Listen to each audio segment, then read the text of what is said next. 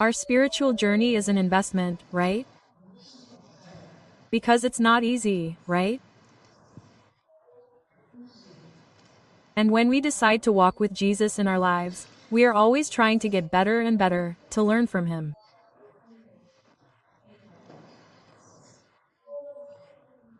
And today what he teaches us is a difficult lesson, but everything is achieved by grace.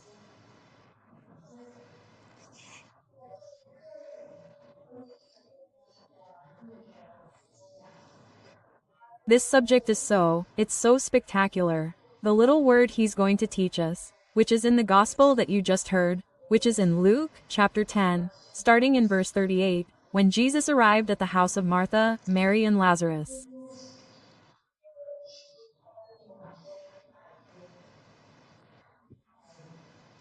So, when he arrived, Martha welcomed him into her home. Her sister Mary sat at the Lord's feet, listening to his word. Martha was busy with a lot of work. Finally stopping, she said, "Lord, don't you care that my sister has left me to do the work alone? Tell her to help me." Quote. But the Lord answered, "Martha, Martha, you are worried and upset about many things. And yet a little thing is needed, even one thing. Mary, for she has chosen the better part that will not be taken away from her." Word of salvation. Glory to the Lord. When Jesus speaks to Martha, "Martha, Martha, you are worried and upset about many things." Jesus did not reprimand Martha for her work, because if I were her, with so many men to eat, the situation would not be good.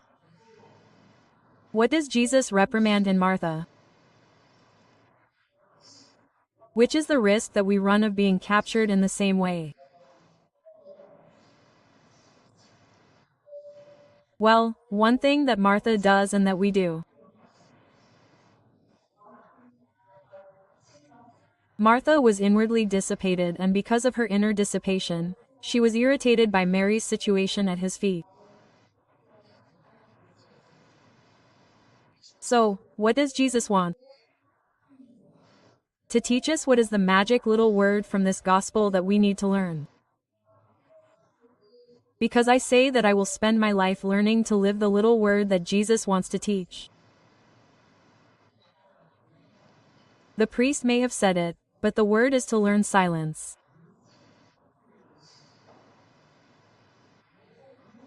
Learning to be silent is a struggle in our lives. So, what is our challenge? To be Mary before being Martha. That is the challenge. There is no mistake. But I have to learn the order. Why was Martha agitated? Because she did not have a life of prayer first. So, first thing in our lives, whatever you are going to do, whatever undertaking, whether it is at school, at your house, to tidy up, to bake a cake, at the hospital, in a courthouse, as an architect, engineer, whatever it is that you do, first pray, then do it. We wake up anxious, let's do it. And then we get distracted, irritated, and think that we are overwhelmed, that we have to do everything alone, that God has abandoned us and forgotten about us. So we live in a constant agitation. We live in a world where we are always called to run, run, run, run against time. Everyone is just doing, there is time, I'm running, I'm running. So we live in a rush and we don't do the first thing we have to do, which is to first stop, to first be silent to hear the voice of God that is within. God lives with all his infinite tenderness within each one of us. But if we don't be silent, when will we hear it? We won't. This is the great challenge of our spiritual life, learning to be silent. The importance of this is so great that it's here, look. Nothing against Martha. But look at the challenge of learning to be before doing. We are under pressure in the world to do. I have to do, I have to do. No, we have to be. And the greatest challenge of our life is to be a child of God and then do. First is to be. This is the great challenge of our life. And learning this is part of life. It is part of life, because the world today demands so much from you. You live in such a rush that soon you're doing everything for do. Then you start to get sad, you don't see any meaning in things, because you keep doing things just for the sake of it, life keeps demanding it, you get up, go to bed, run, keep running the next day, you don't stop, life loses the meaning of what you're doing. Everything we do, if it's not based on God's principles, is wrong. It won't work. It consumes you completely. It consumes you. So, learning this here is an art. It's an art. Say, Lord, teach me what you taught me. Go into your room, close the door, silence the rest. Quote. A struggle. And it's so impressive that how many years did Jesus remain silent? How many years? 30 years in silence. Then he went to the desert in silence, another 40 days to listen to his Father. Only after he began to speak and spoke for 3 years with 30 in silence. We imagine where he is speaking, this one was born inverted. And you notice that all of God's wonderful things happen in silence. The blood that is running through our veins is now making noise. We don't even know what is running. But for us to listen to our hearts now, we have to be silent. The sky, right?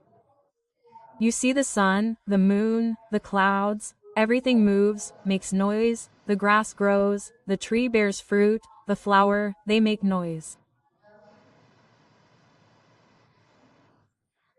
No, the greatest miracle that we have the opportunity to be present at every day, the transubstantiation, happens in silence.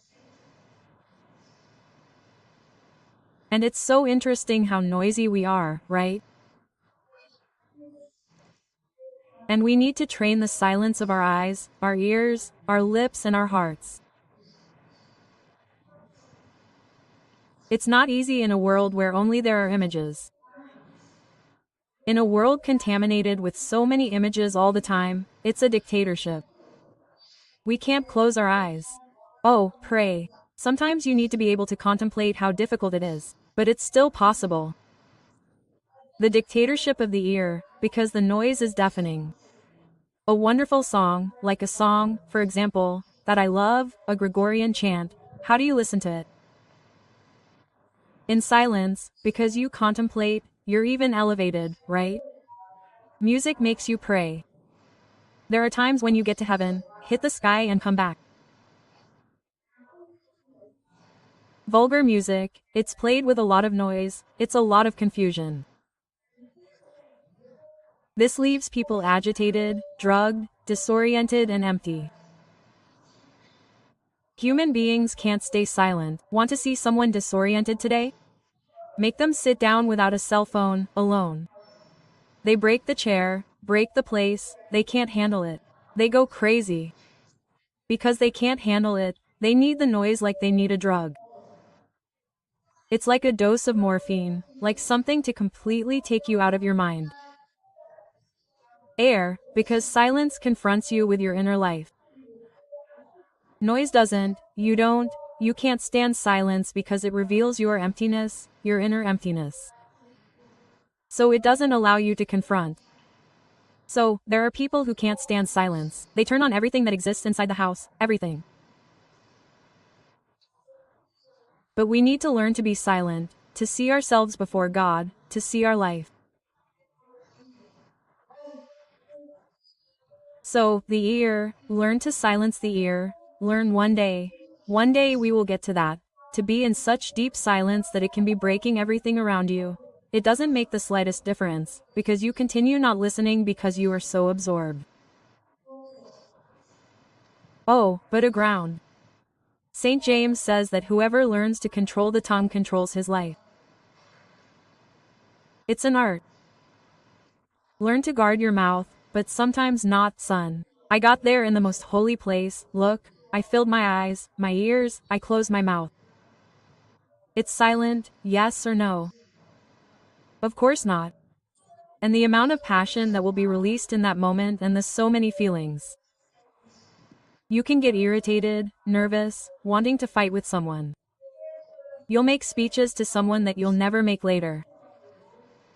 You'll curse someone and Jesus is there waiting and we're there. Oh, talking, talking, talking and God waiting. So, that's why I said it was so difficult that I was going to talk today, because it's an exercise that I need to be willing to do. I need to want to learn to be silent in my life. This is an art, it's a mystery.